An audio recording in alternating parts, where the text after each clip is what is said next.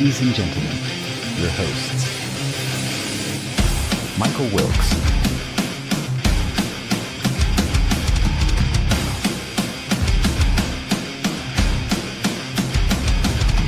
Angel Ortiz,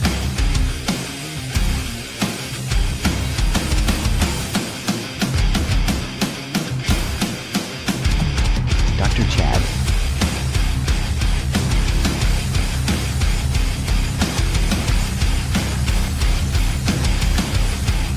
and Sam LaCavera.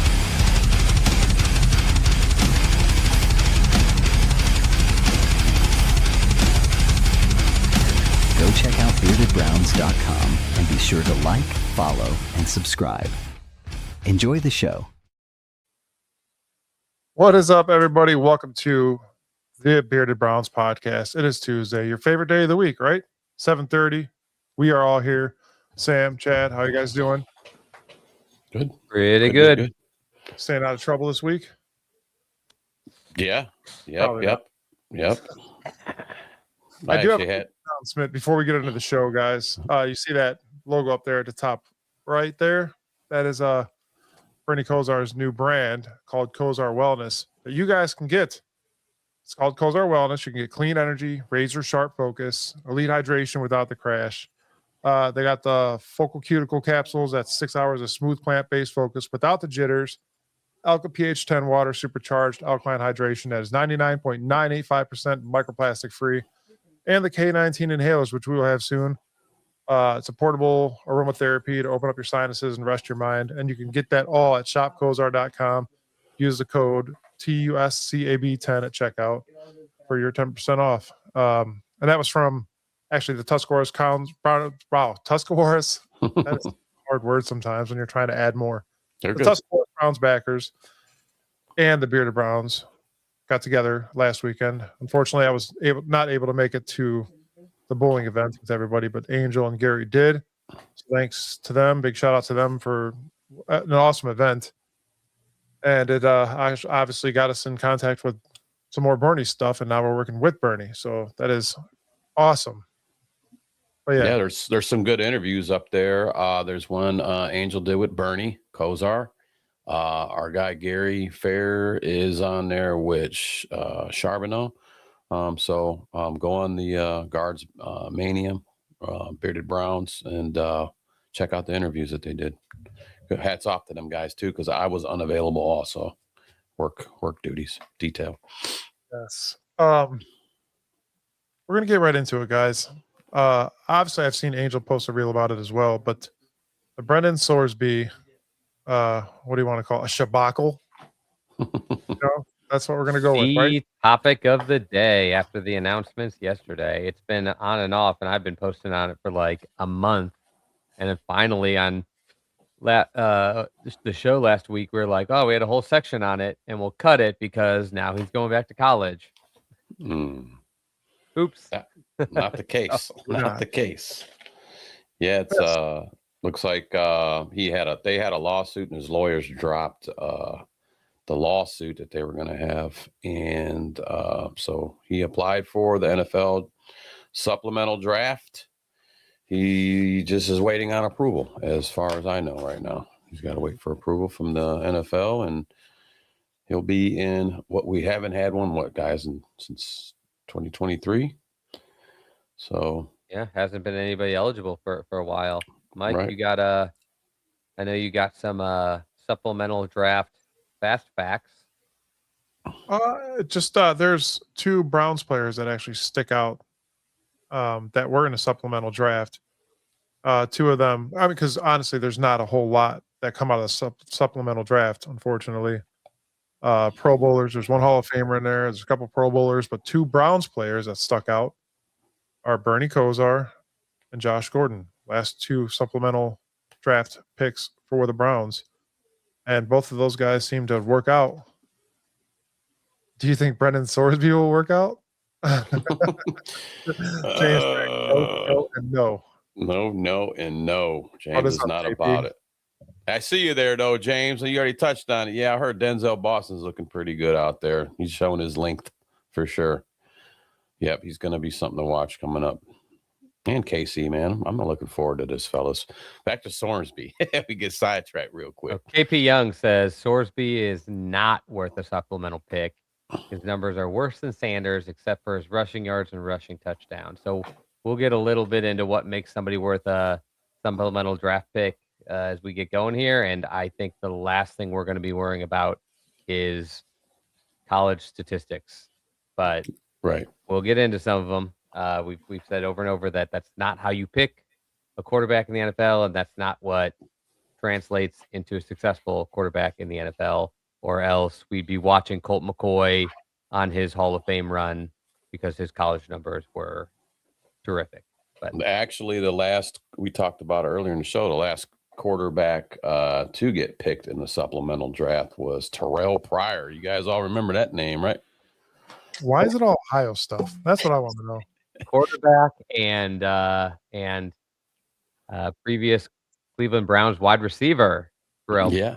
I thought he had his role in Cleveland, and it was a pretty darn good one. He had a heck of a season for us. So I'm just going to say, like, we're stacking the evidence that the Cleveland Browns have a pretty good overall supplemental draft history.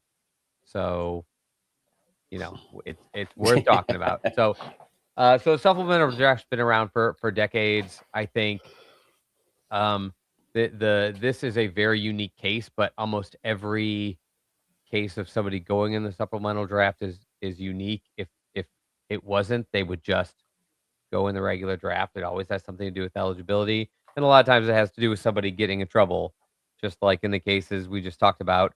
Bernie was the one rare exception where he went in the supplemental draft for different reasons, but it was not because he was in any kind of trouble. He could have easily just stayed in college and played. He did it to basically loophole the NFL into getting to play for the Browns, which is one of the reasons, besides just being a local guy and a one of the last, probably the last great quarterback the Browns drafted. It's just another reason that he was a legend, because of the way he kind of played the NFL and loopholed the college football to get to the Browns. But I don't know what you're talking about. We have Dillon Gabriel, man. Come on. We do have Dillon Gabriel on the roster. I cannot wait. See. So because you and I, Chad, were talking a little bit before the show, and I was reading the notes, and I looked at it, and I'm like, whoa, wait, what? Chad? We do have a Dillon Gabriel section coming up, ladies and gentlemen. Stay tuned. But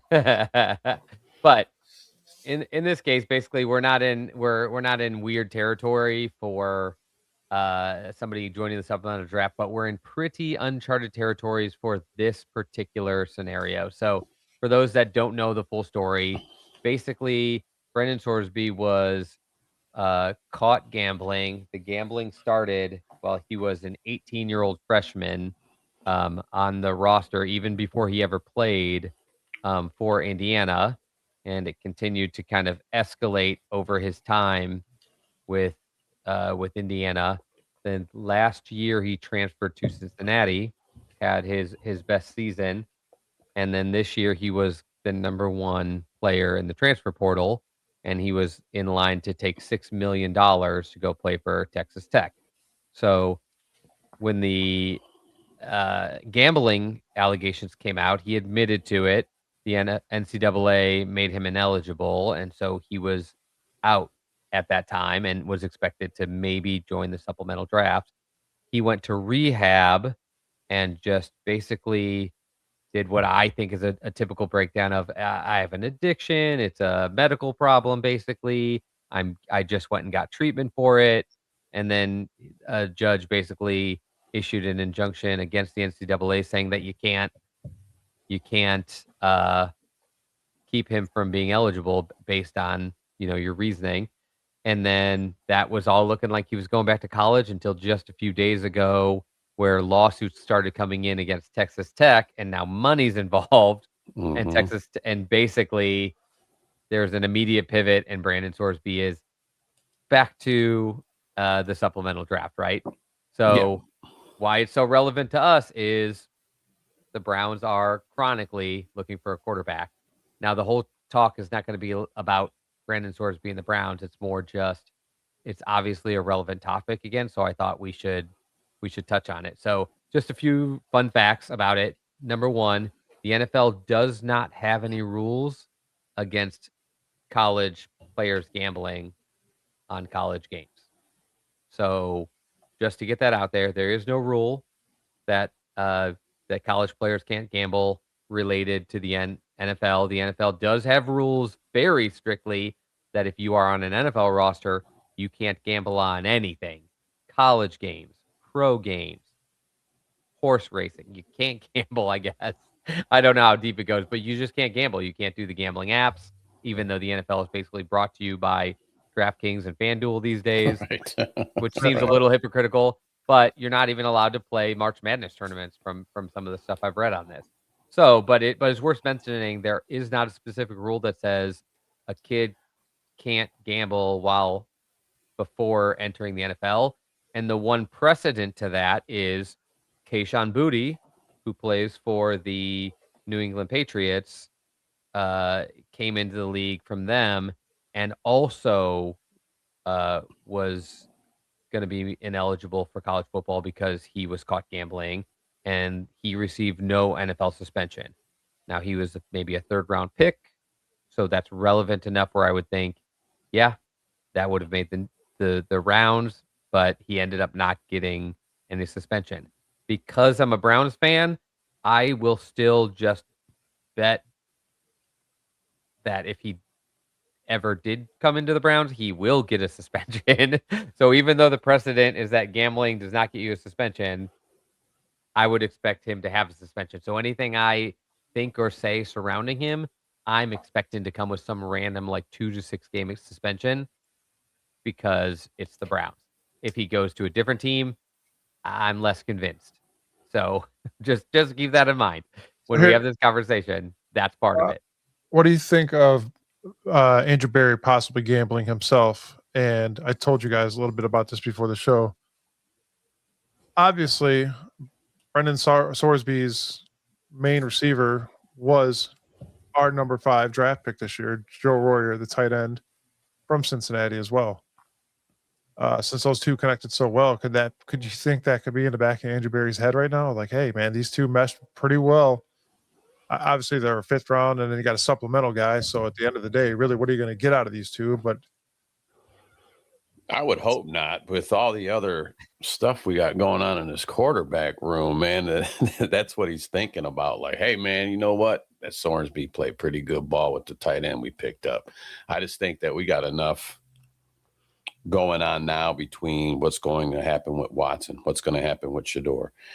Where's Dillon Gabriel stand in all this? There's so much drama already that I just can't see bringing that guy in based on Royer and him having a connection. I don't know. Are we asking ourselves already? Should this be something the Browns do or don't do? Are we at that or no? Well, here, I'll give you an example. So with these picks, you still lose draft capital. Right. You use a pick, whether that be a 2nd, 3rd, or 4th round you have for the upcoming year. That pick is going to be gone if you pick somebody. They're talking about them being a 2nd round pick. Now, this is blind bidding, just so you know. So a team can put in whatever round bid they want. They lose that pick in next year's draft, but they do not know what any other team is bidding at the time that they put in their bid. It's a silent auction, basically. So if you want to give a 3rd rounder and the Bengals give a 2nd rounder, they win. If you give the same round, I think it goes in the order of the previous draft, and the person with the highest pick would get him. Which is crazy because I looked at this because I didn't know how. I guess it would be kind of intricate because there's 3 tiers to this whole supplemental draft of ways to be in it. So the first one is teams with 6 or fewer wins. So you got to already check those boxes of teams there. Okay. The rest of the non-playoff teams. Now these are all separate lotteries that go down. So your first one's going to be teams with 6 or fewer wins. Second's going to be the non-playoff teams. And then the third lottery is the 14 playoff teams, which is kind of crazy. I just thought it was like one thing, see who gets it, see who's giving up what for it. But me right now, I mean, can we afford to give up any kind of pick in 2027 right now on rolling the dice on somebody like this? I think we can.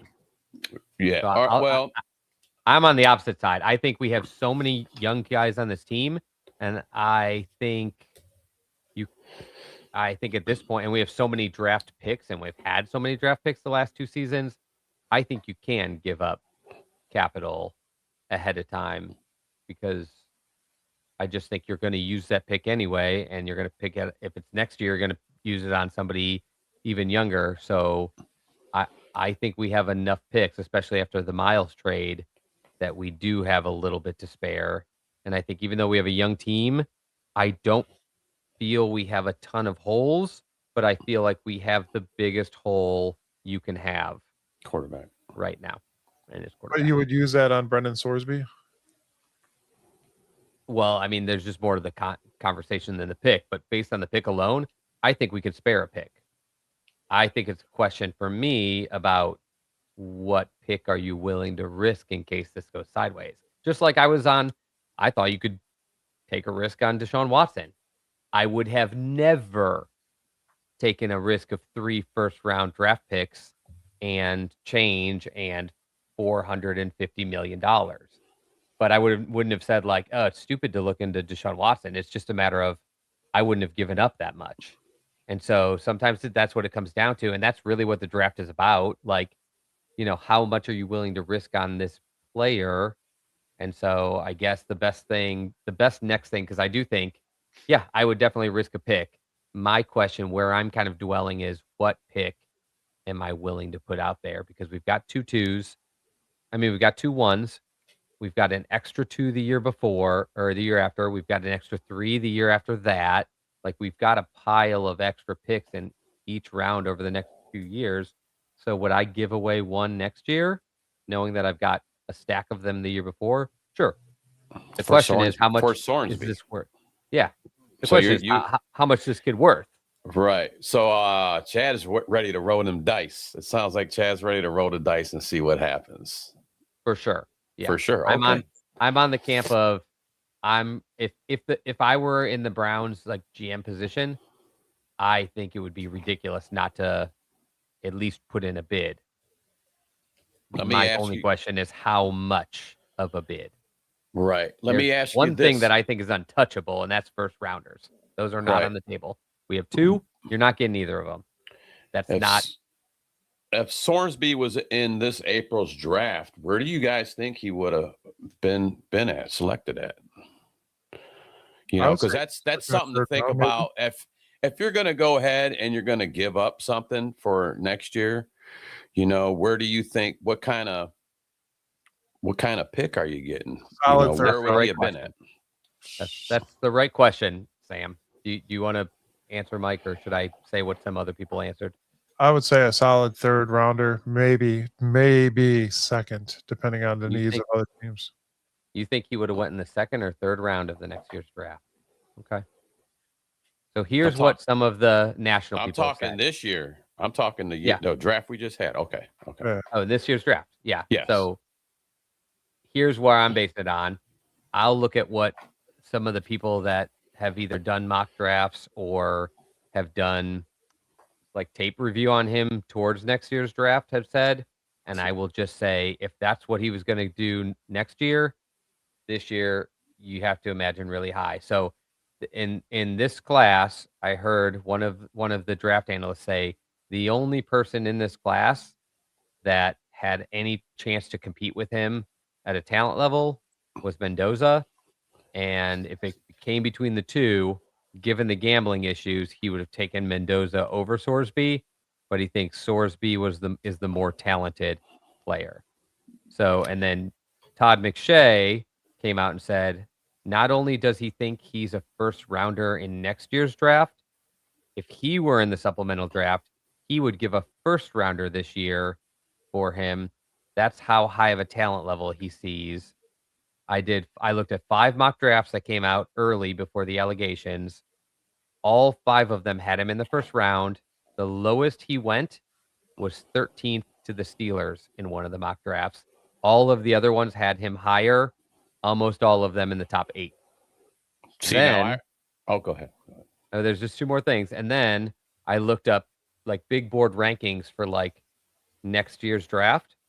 And I found 4 of them that I have looked at for the past couple of years who all had him as a top 4 quarterback, somewhere in the top 4 of the guys for next year's class. And the last thing was an interview I heard today from Ryan Wilson, who runs the With the First Pick podcast. And he said, speaking to scouts and general managers around the league, 10 out of 10 that think that he is more talented than Arch Manning as of right now, and that he would be competing to be one of the top picks in this upcoming draft. There it is. That's a lot. That's a lot. And I didn't expect to hear that much praise as for him as a prospect. But what it mostly came down to is this kid has the size, the speed, the arm strength, the arm talent. He has been a guy like that did not have an early start and has been developing. But as a pure talent, they think he has Patrick Mahomes-like arm ability. And they're talking about his mobility like it's a tool that he's trying to get away from as a passer since going to Cincinnati, but that there's just so much more room for him to grow as a passer. A live Dr. Dream says draft analysts at 26 quarterbacks class was a generational class. I do not know who those draft analysts were, but if you can show me those, you let me know, because I do not. I do not remember anybody talking highly about the. It's every year they do it. Right. Well, yeah, I'm sure every year you can find someone to do it, but is anybody you trust? I think the biggest thing about this draft class was you got an easy 1-2 punch with Dante Moore and Mendoza, and then you've got guys like Simpson and who could sneak into the first round. The killer for this draft class, and what stinks for the Browns, was that Dante Moore decided to flip it back to college. And can that happen next year? Yes, which is the reason I think you have to consider taking a guy if you have the chance. Now, so again, giving up a 2 to have what would have been a possible first round drafted quarterback is how you have to look at it. That's how we're looking at it. And honestly, that would be for me the base salary. But I am a wuss, and I just don't have it in me to give up a 2, especially because I don't know if the Browns are going to be picking in the top 10, and that could be pick 38 or something. And so I'm more on the ledge of, it sounds like, according to everybody that studied the kid, he's a top level talent. He's a franchise quarterback prospect. He's a top 4 quarterback in what's supposed to be an incredible class, which means next year he would probably go for a 1, which my default would be, well, it's not next year, and this year, because he's got problems, he would go for a 2. I am just so worried about those problems. I don't think I could bring myself to give anything more than a 3. But I honestly do think I would take the risk on a 3rd round pick, knowing how many picks we have. I mean, I think we've got multiple 4s. If we really wanted to pick in the 3rd round, you just trade 2 of your 3 4s and you move up.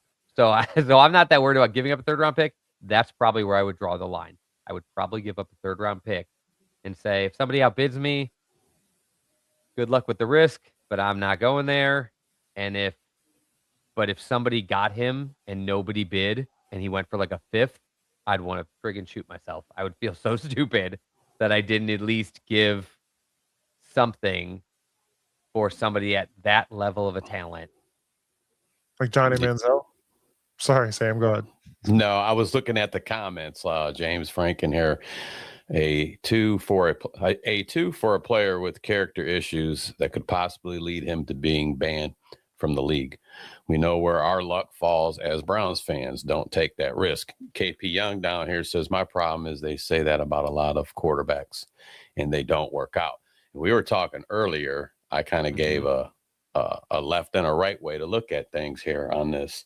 So if we do take Sorsby, all right, we win this lottery and we do take him, a majority of the fan base is going to freak out because we're going to be stirring that quarterback pot again here in Cleveland. It is a very Brownsian risky pick that could definitely go wrong. Way wrong.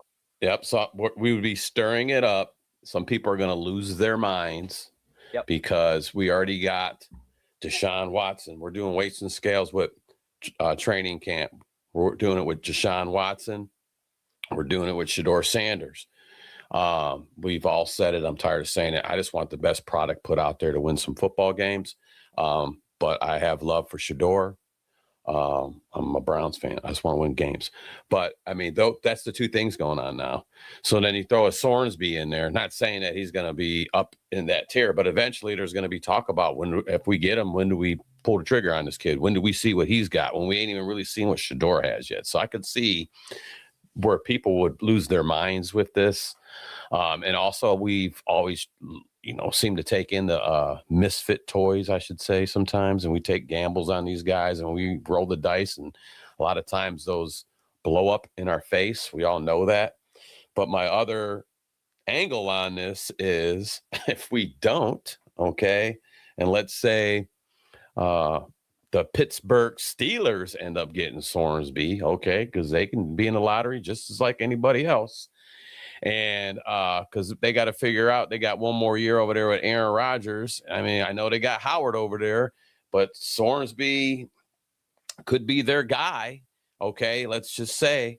And then so the Steelers take him. It's in our division, and this Sorsby ends up being an elite quarterback. Then the other fan base is going to go, see, told you, should have took Sorsby. Even the ones that said bad idea.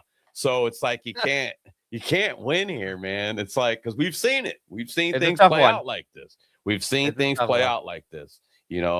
That would be my worst scenario is, for him to actually go to Pittsburgh and actually work out and be like an elite quarterback and kick our ass in our division. Oh, God, that would just be. I mean, we are the team, ruthless. And I know it obviously flipped, but like we're the team that traded Deshaun Watson to Houston, and we're the team that decided, we didn't want Patrick Mahomes, and we're the team that picked Baker Mayfield over Josh Allen and Lamar Jackson and Super Bowl winning Sam Darnold. And it's just very much comes down to like, yes, we have our quarterback history, but we have made some decisions in the past where we have passed on guys for some risk, and that didn't pay off. And we've had times where we took guys with risk and it didn't pay off. Johnny Manziel, Brandon Weeden, like definitely some flags on those guys, and like it didn't work out. So I don't think you can look at history because of that. And I think you're spot on, Sam, with where this is all going to come down to whether this kid's any good. And if he is, people are gonna wish they take them and took him, and people are gonna say, fire Andrew Berry. He had the chance to get this guy, and Pittsburgh got him for a second, and he's incredible. And if you do draft him and he gets suspended, then you probably set yourself up for people to say like, you deserve to be fired because you took this stupid risk. Right. So it is a really, really unique scenario. And the thing is too is, the NFL hasn't had a supplemental draft, I believe is correct, since 2023, and no one was selected. So the last time was in 2019. Cardinals picked a safety, Jalen Thompson, for a 5th round bid. That's what I've seen. But I think my gut's telling me one of these teams, and we could talk about a little bit of what teams would want him. But I think that this kid is going to get picked up by somebody. This is not just going to be let's just have a supplemental draft, not to have anything go on. This kid's going to get picked up by somebody. And there's names that we've already threw out there in the beginning. We kind of talked about it. I just brought up Steelers because that's one of them too. But AP Young says Ben Roethlisberger draft all over again if Sam's scenario happens. The Browns were in perfect position to have taken him. They decided not to. The Steelers took him. He beat us flat for like 14 years. Yeah. Two things I want to hit up really quick before we move on. Really quick. One, are we trying to go for Baker Mayfield / Josh Allen?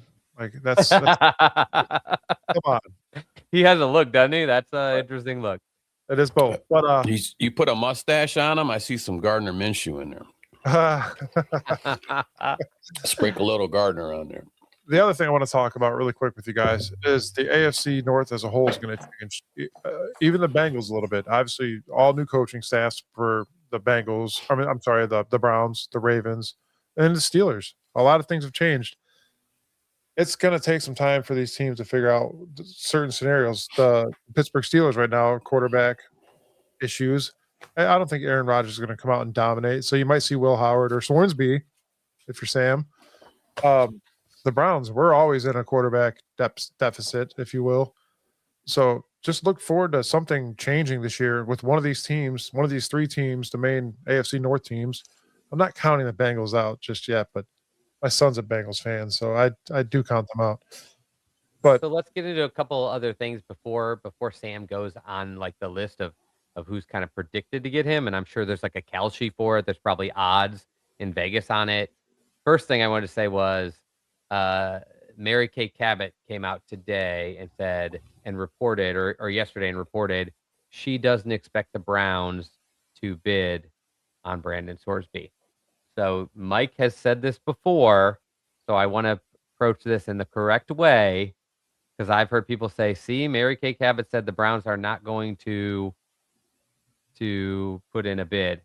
Mike, when the Browns want the NFL to think something, who do they give that story to in your estimation? I've heard you say before, Mary Kay Cabot is the sounding boards of the Browns. They tell her stuff that they want out there. And so if that holds true and Mary Kay Cabot is saying the Browns won't use a supplemental draft pick, that means nothing to me because maybe the Browns want Mary Kay Cabot to report that the Browns are not going to give a supplemental draft pick because then maybe people ease off how much they need to bid to outbid the Browns. Just a thought. Yeah, it's possible. Anything's possible with the Browns, especially. So it's going to be interesting. It really is. And here's what's going to suck is we spent 32 minutes talking about this guy and he's not even going to be on a team. He might not, and we won't know for another month. The draft, I heard, probably wouldn't happen until like July, shortly before training camp. Yeah, later in July. And he's still got to be. It's still got to be approved. So I want to stress on that again too. So the NFL can say, you know what, no, and then there is no supplemental draft. There's no Sorsby, and that's the end of that discussion.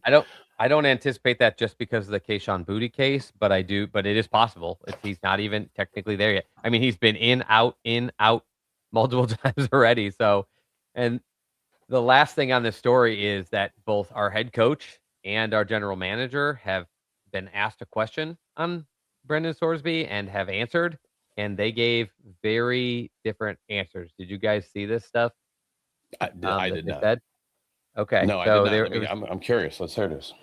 So they asked Coach Monk about it, and his response was basically like, I'm not looking into him at all. I don't pick the players, but from my perspective, gambling is a slippery slope. Worth the side note that Todd Monken also has a history of gambling issues in his past, I read. So I'm not shocked that he has that perspective. But he basically said, right now I'm happy with the guys in the room. I'm not thinking about some other guy. I don't pick the players, but he's not even on my radar. Meanwhile, they asked Andrew Berry and said, Todd Monken says this is a slippery slope. He's not interested. What are your thoughts? And Andrew Berry's response was, I think guys deserve second chances. I think we are too quick to jump on these guys who have had some problem in their life and need a little bit of grace. And, it depends on the steps that this guy takes to change the problems he had more than the actual issue. And to me, I was like, wow, those are such incredibly different views of the same exact player problem. Right now, Brendan Sorsby, Todd Monken, slippery slope, week 1. And Andrew Berry, to me, there's never nothing off the table with Andrew Berry. Right.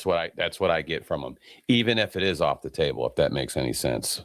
So no, you're 100% right. Sometimes trading Myles Garrett was off the table. And you know what? He also said Denzel Ward will not be going anywhere. That's still up for debate, but that can happen. Anything can happen here. We all know that. They even said something about, I believe it was Andrew was talking about Watson, about a re-sign. Yep. You kind of left it open for discussion. You left it open. You left it on the table. So there's nothing off the table for Andrew Berry when he's being asked things. And I think that's a good way to kind of like, you ain't dodging. You're just hitting it straight up. You're not giving nobody a real answer, but nothing's off the table. I also would like, since I'm the only one who said that they would even give a pick for this kid, and I think I'm settled on a 3. I think that's where I'd draw the line. I'm also expecting to redshirt this kid, suspension or not. If this kid came in the building, for everybody who, this does not, for me, affect Sanders. It does not, for me, affect Watson. For me, it affects, you got this guy in the building early, sort of just in case, because people are like, well, why wouldn't you just wait till next year's draft? I don't know. What if Shedeur Sanders goes out there and wins 8 games and you're picking 15th and the quarterbacks are gone?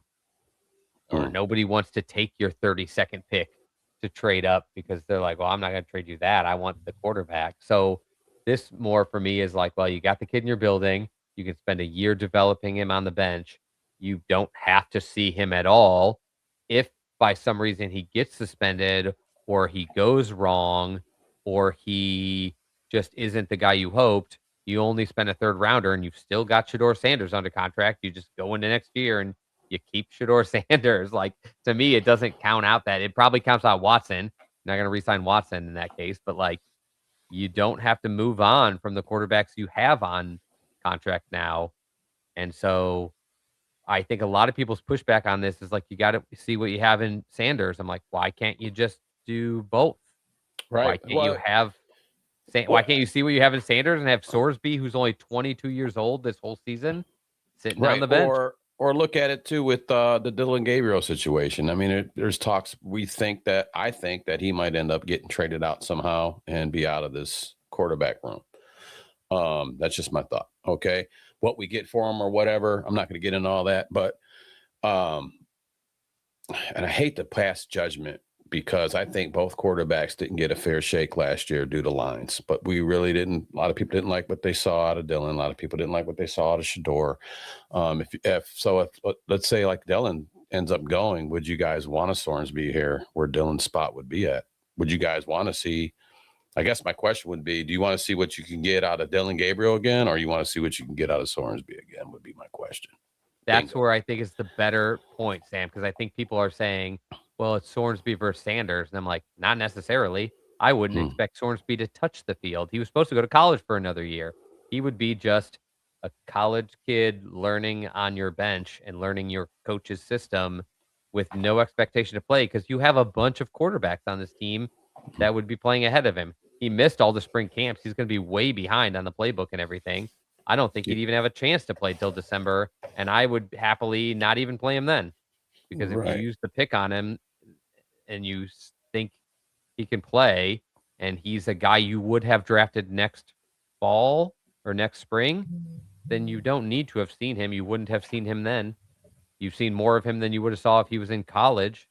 So I'm kind of on that exact thought process you said of like, you don't have to see him. You just sit on the bench and learn and watch and say, you stay out of trouble this whole year and we'll talk next year. You be a good boy. Now I see some comments down here with Taylon Green, because he is in there, and I'm not going to leave him out of the conversation.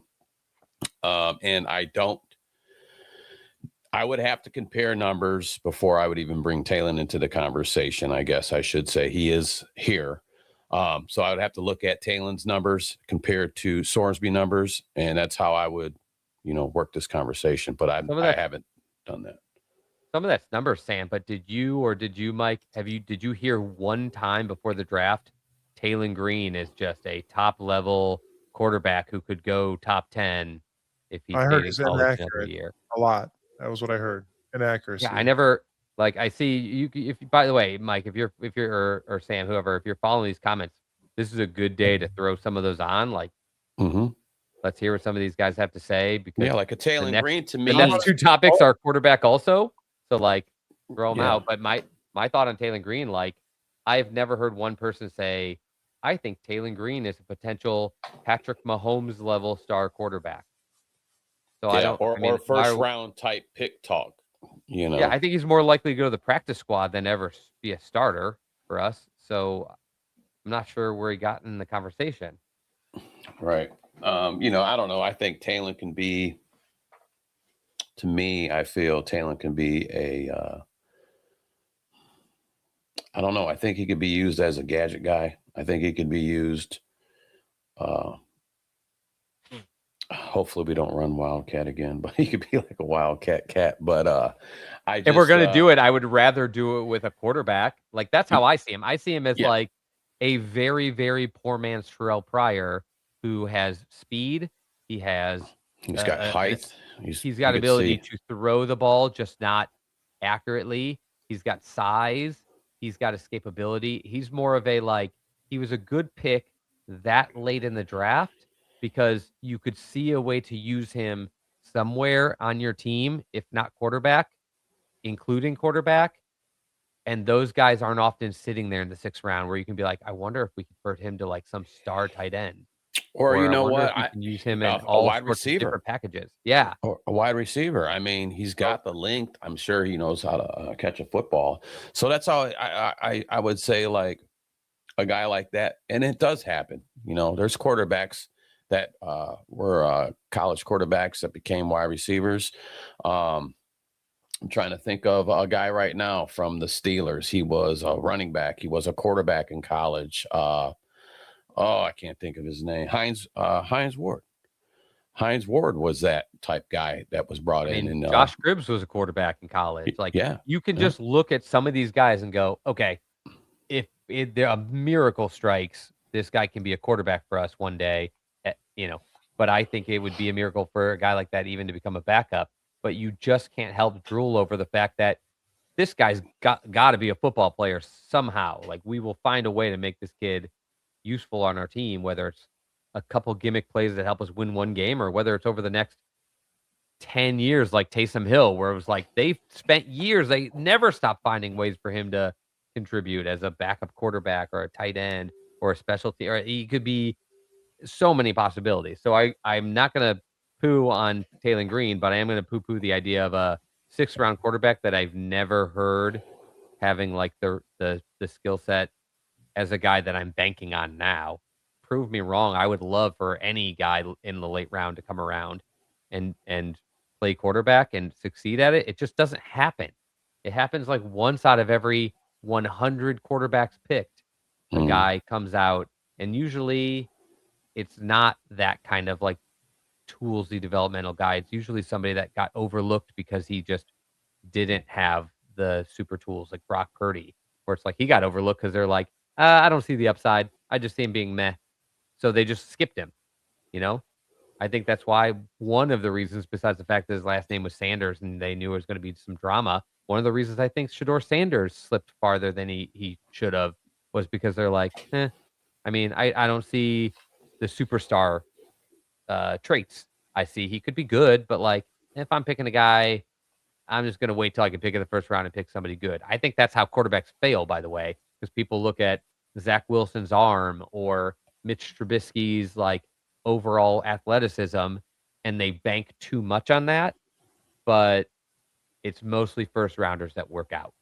So I always lean towards a guy that is a 1st round guy. Really, really quick here, gentlemen. Hey, Bernie Kosar, I got a question for you. What do you think of Shedeur Sanders? He's unbelievably charismatic, a genuinely fun, nice person. He spends his free time with high schools and high school kids and making a massively positive influence in the community and to all the people he touches. And the players in the locker room really look up to him and embrace him. That's what you want in a leader. and I get that wasn't about his play for the most part. Listen, hear me out. That was going to be my first comment. It's like, and so I know that was not about his play, but hear me out.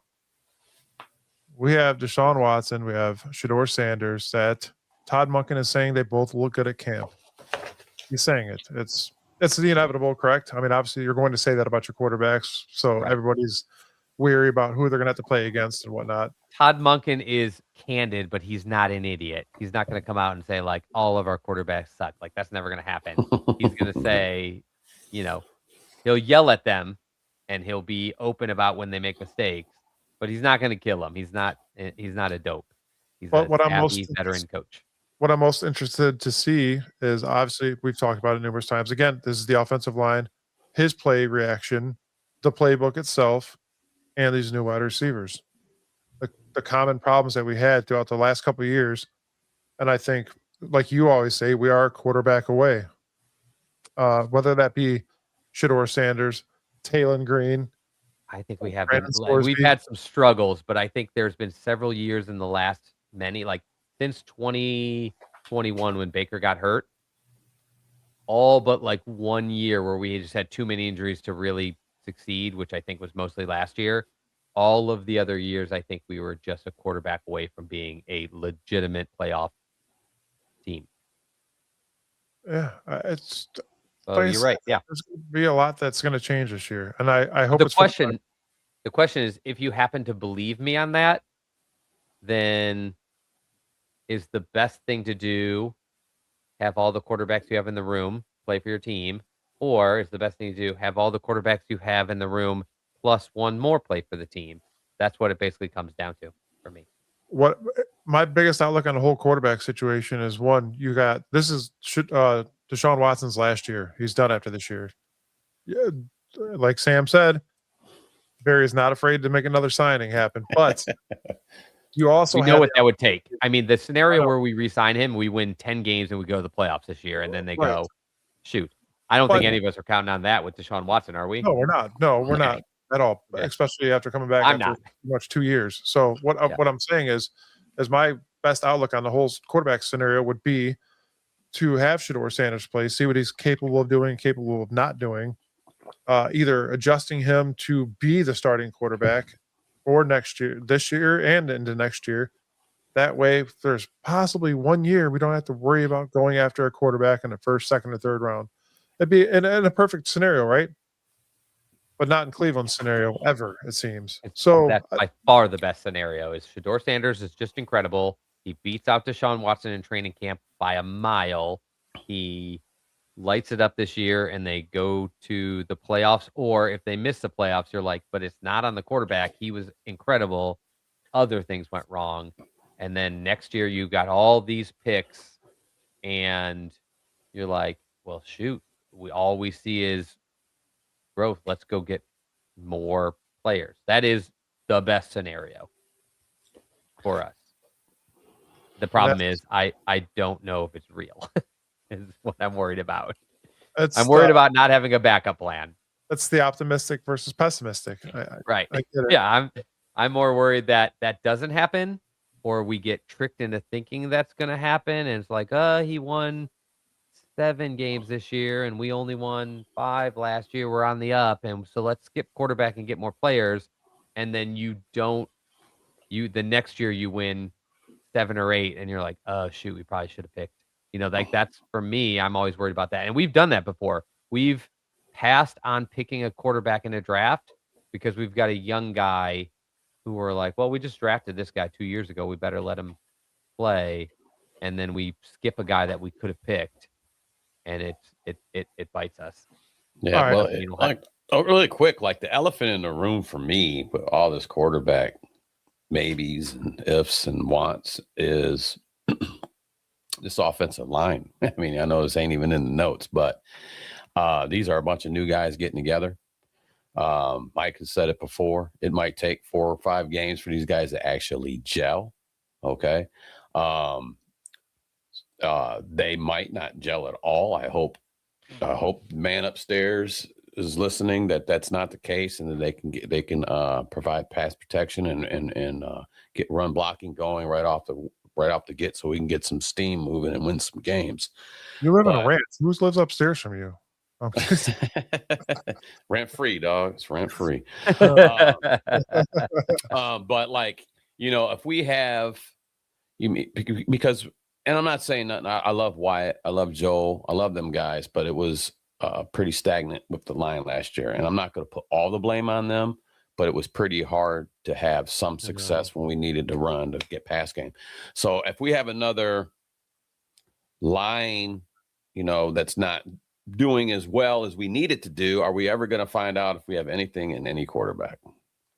So that's my thing is, my elephant in the room is like, well, we can say we can get this guy, that guy, or Shador's looking good, but nobody's going to look good or be great, man, if we don't get the line settled down. So it's like I'm always talking about quarterback and, and I'm thinking the same as you guys, but I'm like in the back of my mind, I'm going, man, I hope this line is going to be. Yeah, the best thing we have going for our line, because I think we all think it's going to be a slow start for them because there are so many new pieces. I mean, we're going into training camp without knowing who the last piece is, and that is on here. And we can hit it real quick. Basically, they've all but announced Bono is going to be a starter on this line. Howard is going to be a starter on this line. Those are our tackles. And then between the interior three positions, we've got Zion Johnson and the other Johnson, Elton Johnson. And basically, we are just looking for one more person to either become a starter at center or guard, and you have your line. To your point, though, Sam, that doesn't mean they're going to be good. The best thing they have going for them is they would have to be absolute tragedies to be worse than last year. And so I think there's going to be like 3 guys on this line in our room who started a ton last year who may be all backups this year. And the thing, too, all these guys are new to each other. These guys are all new to each other, too. So, and like I seen down in the comments, I didn't forget about my boy DeJuan Jones, KP Young down here, because I'm a DeJuan Jones fan. I just like to want to see DeJuan Jones get through a whole season healthy. I think he's a mountain of a man. He will always be TJ Watt's daddy. I will say that every time we talk about DeJuan Jones. But like you said, there's a lot of new cast of characters on this line. So, I mean, I'm really hoping this line can gel together and, we got Warhop put these guys right where they need to be at. So I think if anybody can, I think us getting Warhop back here is the guy that can put that together. I saw an interview with him the other day, and he seemed pretty determined to get these guys in line and said everything's going as planned pretty much. And I am looking forward to it. You guys know all season last year, I said that's where the play starts. You got to have a solid offensive line, not only for your quarterback, but your run game as well. It just affects the whole offensive side of the ball for me. Yeah. I'm sure you guys agree. Yeah, we still got Zach Zinter. He can play center. Thank you, James. But yeah, a Michigan guy. Yeah, he hasn't really worked out so far. I mean, you had to say something, didn't you, Mike? Now you brought it up. I'm sorry. Go ahead, Jay. No, I'm just saying, like, he hasn't done much so far. But again, like, that was a guy I think we thought we had to count on, and now it looks like he's just in the mix to be a backup. DeJuan Jones, KT Levinson, the rookie at center, Parker Brailsford, and Tevin Jenkins are all guys who are competing for that, to take that last line spot. And then we've got great youth too, because we've got, like I said, Brailsford. We still have Luke Whippler. We've got the Austin Barber, the young tackle. So things are looking up for the line. I'm just in agreement that I don't know that it will start very hot because it's all new guys learning this system and each other, and they're not going to know a quarterback is behind them, right, for a little while, because that's why hopefully somebody steps away in this quarterback competition, because they will do better, especially with us trying to find our center with the quarterback situation. And I've actually heard this before, that the quarterback may affect the line because the 2 guys competing highest right now is Parker Brailsford at center or somebody to step in at guard. And what I've heard is very hard for a young center and a young quarterback to play together. So if you have Shador Sanders win this competition, look for Johnson to swing over to center and them to fill in guard. If Watson wins, Brailford has a much better chance of being under center because he doesn't have to make all of the calls, and then somebody can step in at guard. It's going to be interesting. What I find funny, KP Young just highlighted too. Browns fans are really high right now on Parker Brailsford.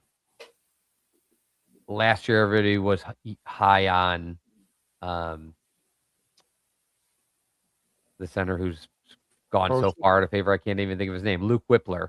Oh, So last year, everybody was high on Whippler. This year, Whippler's still on the team, and everybody's like, Brailsford. I've moved on from we gave him 2 seasons to be the starter. He didn't, so now we're on to Parker Brailsford. But it's true. There's 2 young guys that are going to be competing for that spot, and if they don't get it, we've got a veteran who we know can play that position.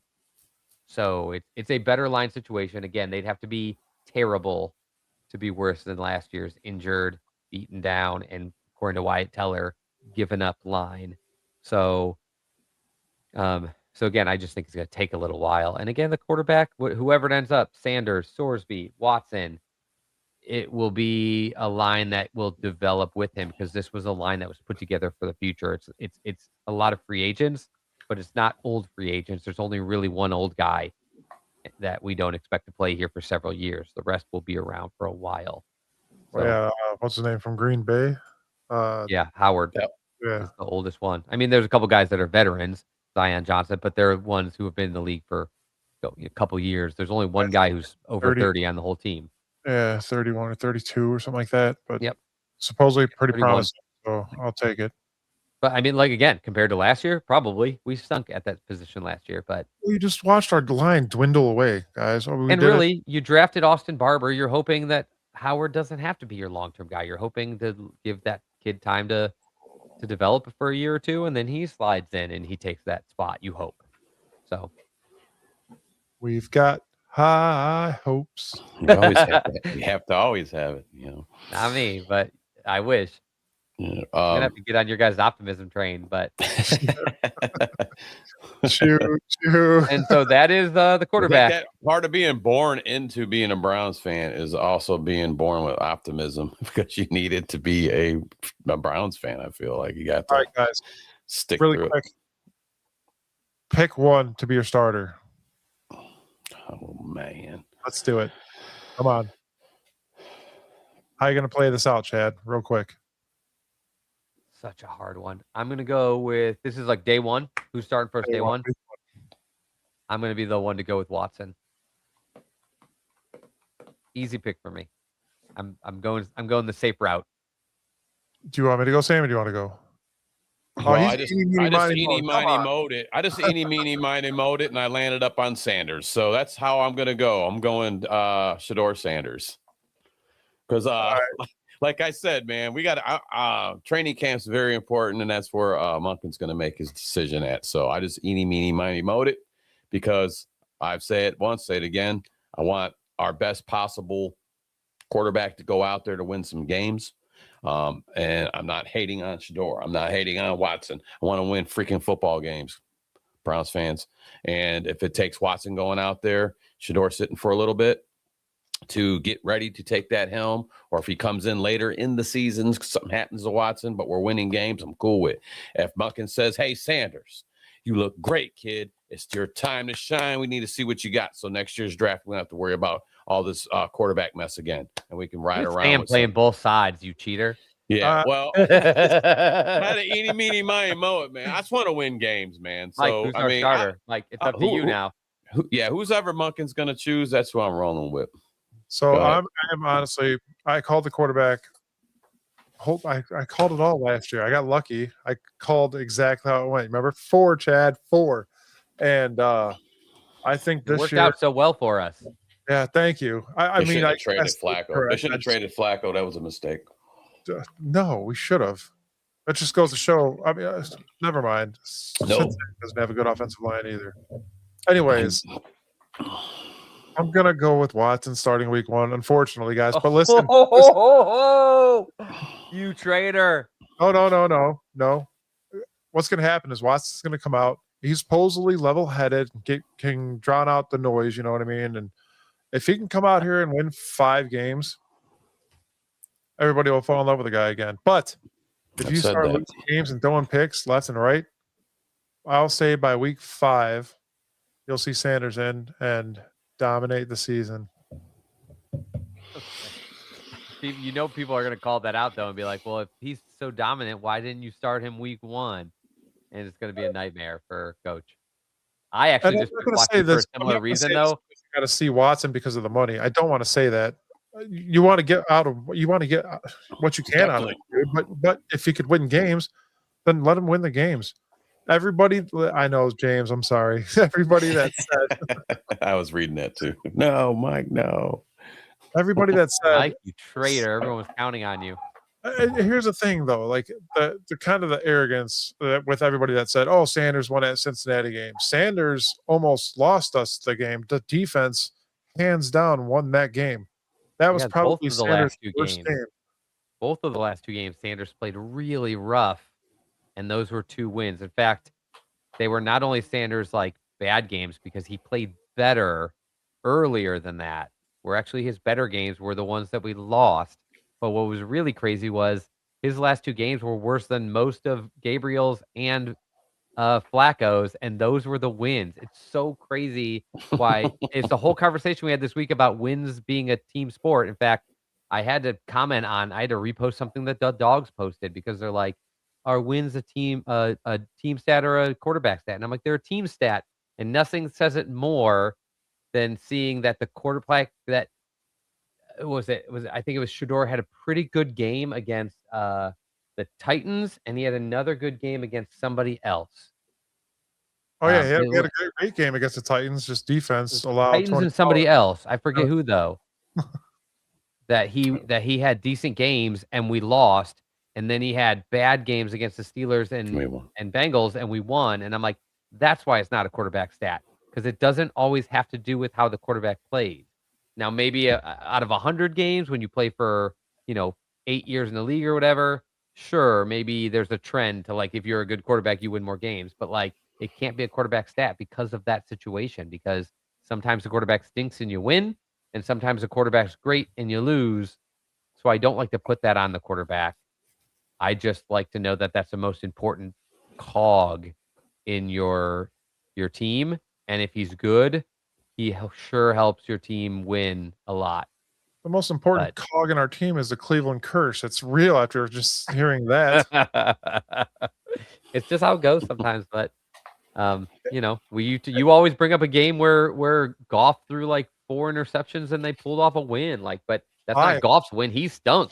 5 picks and still won. But here, this is what I'm looking forward to. Didn't win that game. He was terrible. Another thing I'm looking forward to this year is obviously we knew that Kevin Stefanski and Deshaun Watson had arguments about the way he was lining up. He didn't really like play action that much. He liked lining up in shotgun. I hope Todd Monken is going to be able to create the playbook, not only for both of these guys, but to their specialties, rather than just you're going to play action every snap of the ball. You're going to line up in shotgun. I hope you're going to see some different things that these guys are used to seeing. Obviously, Deshaun Watson being a veteran now, but seeing it all. But play their skill set. That's what I want to see. Instead of just throwing them out there to the wolves and playing Kevin Stefanski's strict playbook, if you will. And honestly, I was hoping to see a more exciting training camp, but I know it's really early. But from the quarterbacks with Todd Monken, and I haven't seen it yet. And I kind of thought both of them would look better than they look by a little bit. And I also kind of thought this system, that his mentality and offenses in the past would fit both of them better than what Kevin's did. But there's still time to get to that. It's just, we'll see if we see it. And again, I was not that far off from you. I basically, again, picked Watson because I could see a better scenario where you play Watson and by the end of the first month, you decide whether you can move on or not. And I don't see it being as easy to start Sanders and flip-flop back if this bad road stint starts bad and you lose 4 out of the first 5. I think it would be hard to be like, let's sit him and then put in Watson and get another less than full season of him playing to judge off of. And so I was just being conservative, similar to Mike, where it's like, I just sort of see like it'd be so easy to change to Sanders because he's so much more likely part of the future. And if Deshaun Watson plays bad to start this year, you can just pretty much scrap the book on him. You're not resigning him. He's not under contract. He's done. Where if Sanders plays bad the first month of the season, he's still under contract for 2 more seasons after this one. And you just don't want to put him in that position where like, ooh, he had a really bad start while the team is just figuring out the line. We've said they're not going to be probably in sync until sometime in October, and the receivers are really young except for Judy. And like, I don't want to throw Shador out there this year early, just like I didn't want to throw him out there last year in a bad situation. If he's going to succeed, I don't think he's a transcendent quarterback that carries your team over the line. I think he's a quarterback that you put him in a good situation and things get rolling and he gets a rhythm and they go. So that's why I'd rather not start him because I don't think we're going to be better the first month of the season than we will be later when all these 22-year-olds finally figure out what the NFL is about. Yeah, I am. James and KP and everybody that was waiting for my explanation. I'm what else I'm looking forward to is obviously the receiver core. You got guys that aren't afraid to catch the ball in the middle of the field, that aren't afraid to try to make a play in the middle of the field.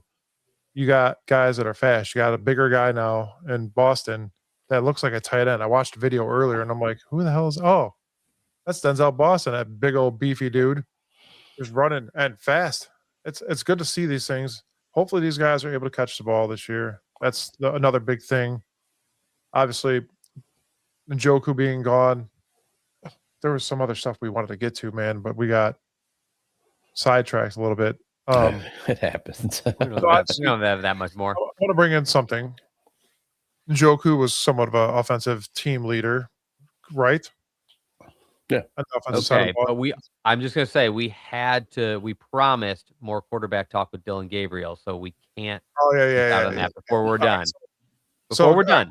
David Njoku was walking out of the stadium and accidentally stepped on Dillon Gabriel. Bye. All right. Good to go. There's always that one guy. There's always like such a hater. He's such a sizist. I love that word. It's only because I'm 6'6". That's He's like, Dillon Gabriel, but yeah. Go ahead, Chad. I wanted to hear this actually because we were talking about this. It's just, and it's not the most complicated take, but I think people may be sleeping a little bit on Dillon Gabriel as a backup. So, and here's my reasoning. And we'll see. You guys can just pitch in on this. So, do either of you guys see Deshaun Watson having a great season? Not really. I don't. If you were betting, would you bet on it? I'll put $50 on it. I can't. From what I've seen in the past, my answer is no. Yeah, I wouldn't bet on it either. He looked good. He always looks good in training camp. You get him out there out of the booty shorts and put some pads on him. It seems like it's a whole different person. So yeah. So I'm not betting on him being very good, which means he'll be gone next year. Shador Sanders, on the other hand, I'm also not betting on being very good, although in the long run, that would be a higher bet for me. I think he's got more of a chance in the long run to be a quarterback than him. But my point would be, let's just say the hypothetical is, so Deshaun Watson, if he's not good, he's out of here. Let's just say the hypothetical is Shador Sanders is so good, you don't need to draft a quarterback. Where does that put Dillon Gabriel? Probably as the second quarterback on this team, because now you don't have Deshaun Watson. And we already discussed Taylor Green is a giant project.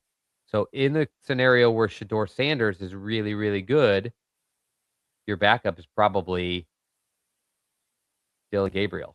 In the situation where Shador Sanders is really, really bad, you're probably going to draft another quarterback. And in that case, do you want another year of Shador being your backup after you draft a guy? I don't think so, which makes Dillon Gabriel probably your backup because he's the only other guy. So in my scenarios, and then even if Watson was like really good, you're going to probably be thinking about trading Sanders if you re-signed Watson. You're probably not going to keep Sanders as a backup. He just doesn't fit as a backup on this team, I don't think.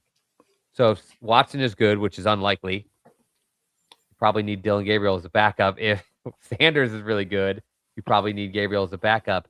If Sanders is terrible and you draft a quarterback, you might need Dillon Gabriel as a backup.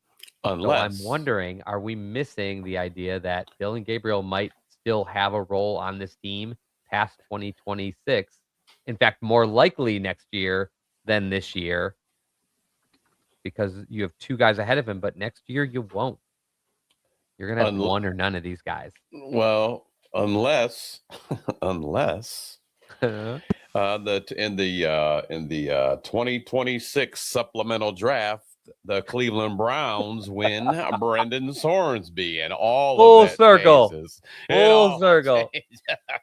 And then you got Dillon Gabriel getting traded to, I don't know, wherever, Arizona, or we get a couple picks out of them.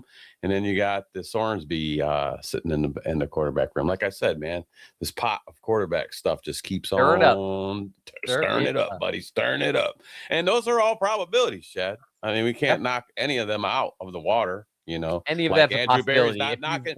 Andrew Berry's not knocking nothing off the table. We're with these scenarios. If you watch the Browns and you count out anything, then you're an idiot because you haven't been watching close enough.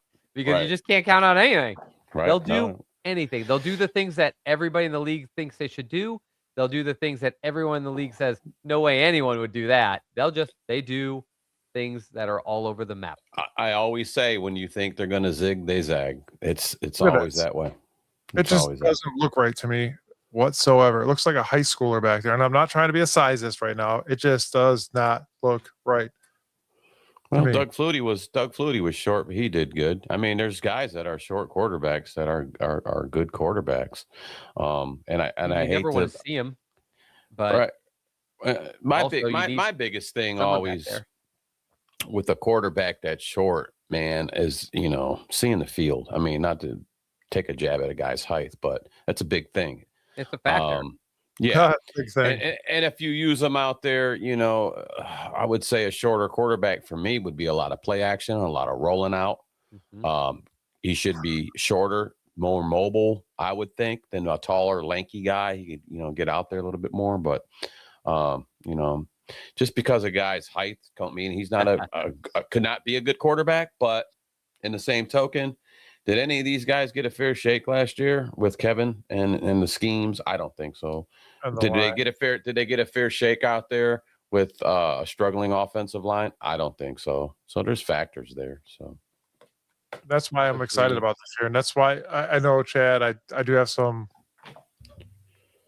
good juju coming into this year, and I know I know in the beginning of every year I always do, and Chad's always like, I don't know, man. Like, I don't think it's going to be this year, like nowhere near this year. I don't see it either. I saw last year even less, though. I expected more out of this year because I think Watson, when he's healthy, Shador in year 2 and Gabriel in year 2 is much better than a rookie Shador, a rookie Gabriel, and some battle between Kenny Pickett and on one hamstring and Joe Flacco at 40-something, 41 years old. Like, that was a terrible situation. This year, I'm not hyped about our quarterback situation, but I think every one of these guys should be better than their last year version of themselves. And I think Watson should be better than Joe Flacco. Yeah, it's the hard part of the hard pill to swallow for me with Watson is just all the time missed. It's all the time missed, you know. You know, at least with Joe, he got the Kenny Pickett hands. Who's actually Kenny Pickett? Where was I? I had some notes with him in there because it was part of where Sorsby could land up. I mean, guys, that's how bad. This is the quarterbacks that we're talking about. We had one-legged Kenny Pickett in training camp last year, and Joe Flacco. Like, I had more hope for Joe Flacco to do a little better than he did, but like, he was 40 plus, and it's not like he's Tom Brady, where it's like, yeah, it's okay though because he ate his avocado toast and he's gonna live forever. Like, it just wasn't the same thing. Right. It wasn't the same scenario. Right. That's I mean, Father Time is a factor. That's for sure. So yeah, you felt it Saturday, buddy. Oh yeah, I did, man. I switched careers. I don't roof anymore, but once a roofer, always a roofer. So I helped some guys. I've been at the new job for about a month and a half. I helped some friends of mine on a side job. We were torching down some rolls. Wasn't even a long day, man. I came home. I was beat down. I come out of the car. I looked like the old dude from The Simpsons. I could barely even, I was all hunched over. And the first thing my wife says to me, she goes, "Aren't you glad that you switched your careers?" I'm like, yeah, I got to get into the shower. I'm just beat down. And I was sore from Saturday till Monday. So, That's yeah. crazy. You switched from roofing to, chill job for the most part. I switched from towing to cement. Oh, there you go. Time to get to work.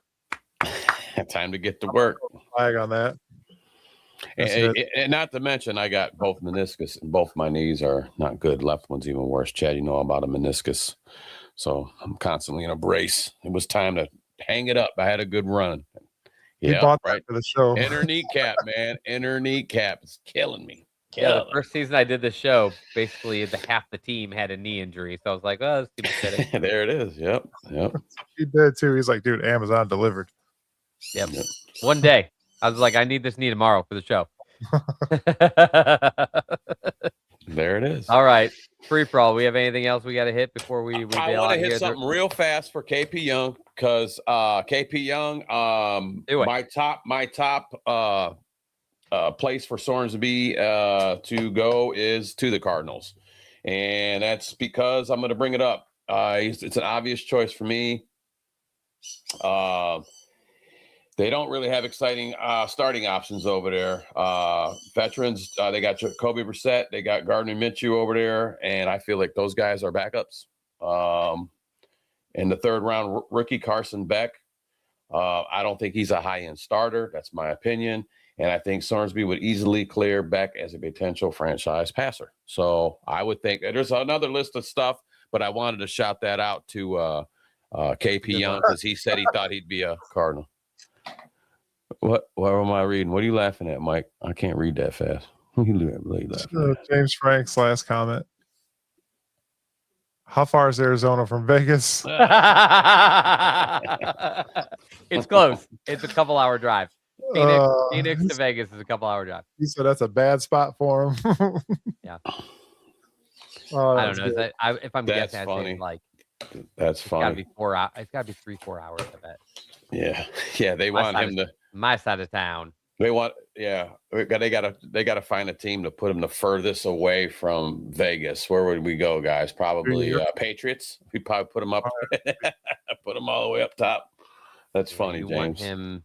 Cleveland's far enough, but there's a casino 3 streets down. So good luck. Interesting, man. Interesting. We'll see how that plays out. Like you said too. I think you said, Chad, that he's still got to.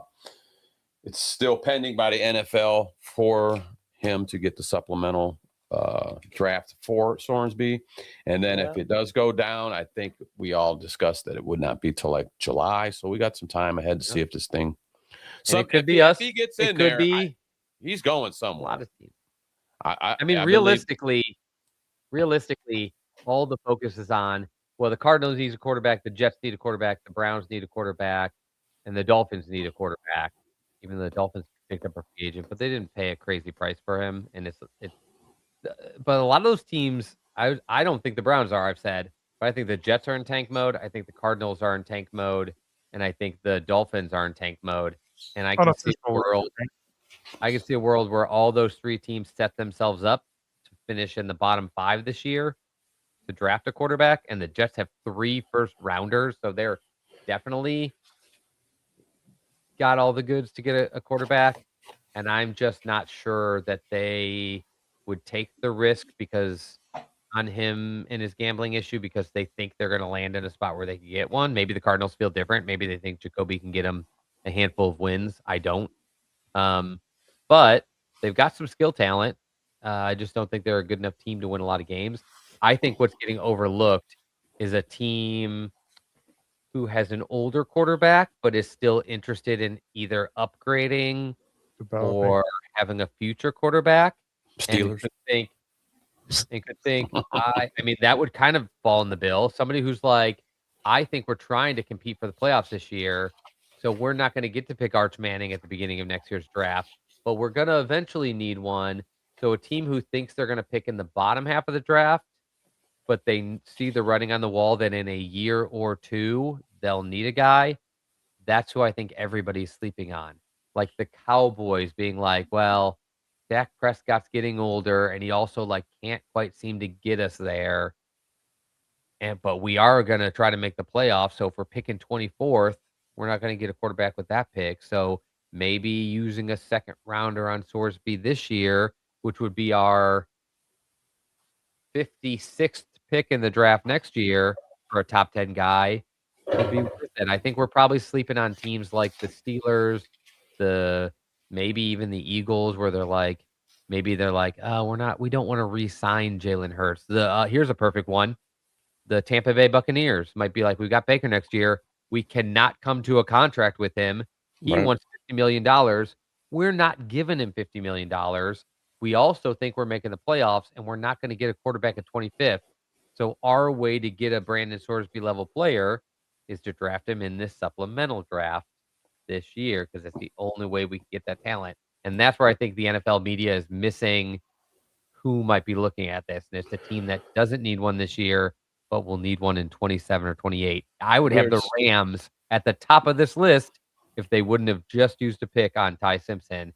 They're that kind of candidate where they're like, well, obviously we're trying to go to the Super Bowl right now, but the guy we're doing it with is old and he's not going to be around very long. So we need a quarterback for 27 or 28, not now. And we're too good to get him. Vikings are out there. I see the Vikings are out there. They have Kyler Murray secured. Yeah, the Kyler Murray's on a one-year deal, right? He's on a one-year season, probably, and they need more long-term options behind J.J. McCarthy. Another one that stands out to me, too, guys, is the Panthers. They have Kenny Pickett and Will Grier behind Bryce Young. So, I mean, there's other teams out there.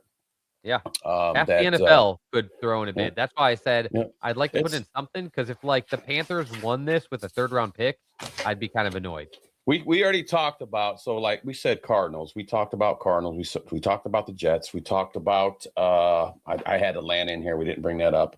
We talked about the Steelers, Panthers, Buccaneers.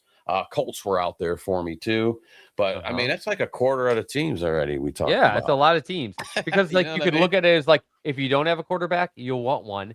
If you have one but think you might be too good to get a future one, then you could do it. The only teams that aren't going to take this guy is a team that has a young franchise quarterback, or aren't going to think about it. I shouldn't say take him. The only team that's not going to think about bidding is teams like the Patriots, who are like, well, we have Drake May, or the Bears, who have Williams. Guys who have a young franchise quarterback are going to be like, well, what do we do with this guy? This is a waste of a pick. We need to build around our young quarterback. It's teams that don't have a future at quarterback written. That's what I'm saying. If this approval is if this supplemental draft for Brendan Sorsby gets its approval, we just named off a lot of teams that could use a piece like that. Could you guys imagine Baker Mayfield if the Buccaneers he'd be salty. Drafted Brendan Sorsby and didn't re-sign him? He will be in a rage. And then James Frank will get his wish of. He said his dad wanted to see if Baker could come back to Cleveland, right? Well, if the Bucs draft Brandon Sorsby, that'd be a lot of it. I mean, imagine if that happened, though, man. All I would see is Baker coming in back with a lot of egg on the face, man. A lot of egg on the face. Yeah, a little bit. So let me get something straight. He was not able to come into the draft because he was still going to play a year of college. College said no, you're not eligible. So that screwed him on the draft. Yeah, that screwed him on the draft. Coming into the actual draft, correct? Yep. It was later, so he didn't come in the actual draft because. So even though this allegations were out, he wasn't necessarily suspended at that point, and he would have had to apply for the draft in like September with everybody else. And so, my question is could this have been a setup to maybe go to a certain team, kind of like Bernie did? I was just going to say, Mike, What was coming into my head, I swear I was just sitting here. I wanted to say this. Brendan Sorsby could be, as my birds go crazy every time I talk. Brendan Sorsby could be the loophole superstar quarterback, the loophole superstar. So who knows, man? I mean, somebody's going to take him. If this gets approved, definitely somebody's going to take him. It's not going to be not taken. Loophole superstar. Heard it here first. I just can't think of the scenario where that is real, but I don't know. I don't know anywhere. I just think he didn't get caught until later. I think he planned to go. Like, he was the number one player in all of college football in the transfer portal. He got the highest amount of money. I think he just didn't get caught because people were still mock drafting him to next year's draft and talking about him like as one of the guys for next year, like when Dante Moore backed out and all that stuff. I think it was just he didn't get busted for gambling until like around just before draft time. And that's when it was like, uh-oh. Yeah, we'll see. We got. I know we've talked about a lot of quarterbacks this offseason, guys, ladies and gentlemen, but it is going to get so much worse the next month. I can promise you that. So look forward to it. If you guys want to come in here and chat it up like you guys did tonight, that was great. We do enjoy your guys' comments. We appreciate you guys commenting, sharing as well as subscribing. But yeah, this is something that has not ended since 1999 in Cleveland, so expect it. Oh, well, it did. I guess you could say it ended with Baker for a little bit, right? For like a year. And then he went back to being subpar. Great rookie season, rough sophomore season, great junior season, rough senior season. Yeah, and then we had the year with the 5 quarterbacks and a 1 playoff push. I mean, but we knew none of those guys were probably going to be your franchise guy, especially when you had Joe Flacco coming in as old as he was. But it was a fun ride. It was fun to see some good football and win some games. This is why we talk about quarterbacks, because the only way you consistently go to the playoffs and win games is with a franchise quarterback. Otherwise, you end up where the Browns are, where it's like, well, they did make the playoffs in 2020 with Baker. And then they made it in 2023 with Flacco and the others. And then the only teams that go to the playoffs regularly and win games are teams with a quarterback. It just year after year. And there's just no getting around it until they have one. You got to keep talking about how you get one. We all hope there's one on this team. But if everybody really believed, if everybody was confident in it, the conversation would be different. Most important piece is that quarterback, man, and we just can't seem to find that. Hopefully we find one. We do that all the time. Sorry. Hopefully we find one before we get into this new dome. So that's what I'm hoping for. We have a decent team, a winning team going into the dome. Scott, I'm the negative Nancy of this team. Yeah. The problem is I keep being stupid right about it.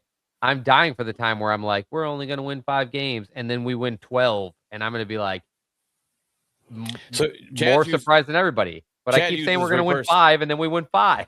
Chad's secretly using reverse psychology, is what Chad's doing. I'm setting the bar very low because I don't want to end up like Mike, where he's like, we're going to win 12 games this year, and then end up like then we're at the bye week, and he's like, I hate this team, because he was ready to win. He's ready to finally be happy, and they lose 8 of their first 10, and he's like, I love the I told you we should have got Thorsby, and Steelers got him, and now they're winning football games. It's not just Mike. I have so many Browns fan friends that are like, this is our year. And I'm like, what makes you say that again? I'm like, I think you should be cautiously optimistic. Maybe hope they win 7. And they're like, no, 12. And then they win 6. And I'm like, if you had hoped for 7, you'd feel like you came real close. But because you were hoping for 12, you feel like you only won half as many games as you deserve. We're winning 2 games this year. James says, well, at least we've won a playoff game more recently than Pittsburgh. Yes. Thank God. Yes. Thank God. We have not much to hold over them right now, but we got that. We no longer have Myles to hold over them. So now all we have is that we won a playoff game more recently than them, and it was against them, which is just salt in the wound. Yes. Thank heavens for that Baker Mayfield season. with superstar 2-time coach of the year, Kevin Stefanski. Right. If you're not already negative, Chad, it's a Chad thing. Who said that? Scott. It's a Chad thing. You wouldn't understand. But yeah, that was the hardest pill to swallow. You got this guy that's 2-time coach of the year, and yes, we argued many times that he made great things happen with what he had. Things got away from him. Oh, by far. At the end, things got away from him. He lost wasn't the the locker 2-time coach of the year at that time. He lost the room. The GM was picking players that don't fit what he wanted to do. They made him change coaches a bunch of times. He probably also lost some of his own steam. It didn't go the right direction. But everybody, Paul DePodesta is gone. Still, I'm going to die on that mountain. Do not care. Hey, we got some positive things going on. If you need me to be positive, guys, we are drafting incredibly well as any team in the NFL right now. Last 2 seasons. The last 2 years, which is becoming a trend, not luck.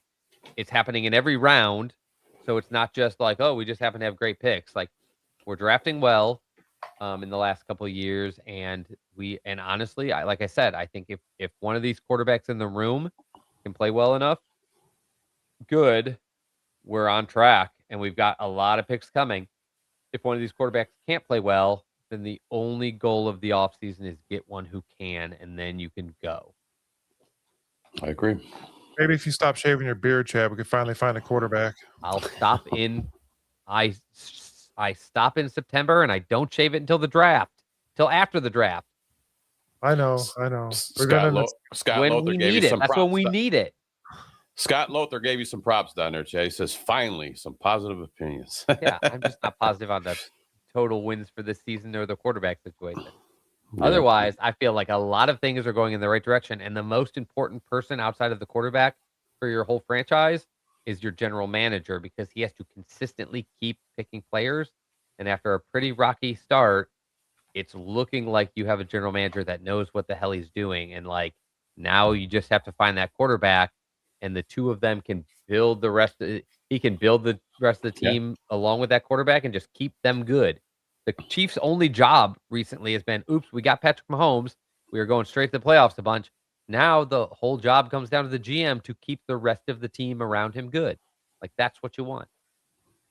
We've never had that problem in my lifetime of having the quarterback and just keeping the team around him good. It's so disappointing because I'm not getting any younger. Offensive line is the key. Scott, I agree with you. Top of the list. Quarterbacks can make receivers better. They can't do as much to make their offensive line better. Yeah. One thing I do want to brag about here is honestly Andrew Berry, really quick. When the guy makes a trade, he immediately pisses Cleveland off. When you go up a few rounds, everybody's wondering, what are you doing? Why are you doing this? But then he totally redeems himself. Yep. He's done it a bunch. Yeah. He's traded up. He's traded back. He's had some trade backs that people are like, I hate this. And then you're like, I don't know. The guys he ended up with afterwards look pretty good. James wants me to switch up the beard protocol. James, you want me to have a beard through all summer and then shave it for the winter? That's a terrible idea. If it would help the Browns, I will do it. If it will help the Browns, I will do it.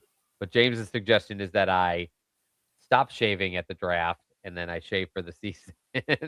I don't know. I'm willing to try anything, James, if I think it could help. Grow the beard, shave my head. Grow my hair, shave my beard.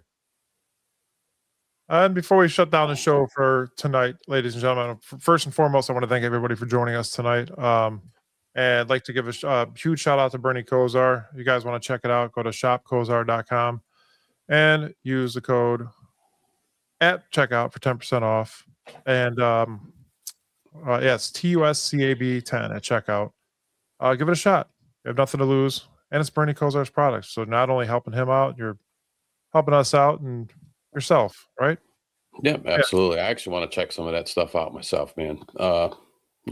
There's sounds more. I'm down for more natural ways to do things. Is what I'm looking for. If there's something out there, we're getting some stuff, and I'll deliver it to your upstairs.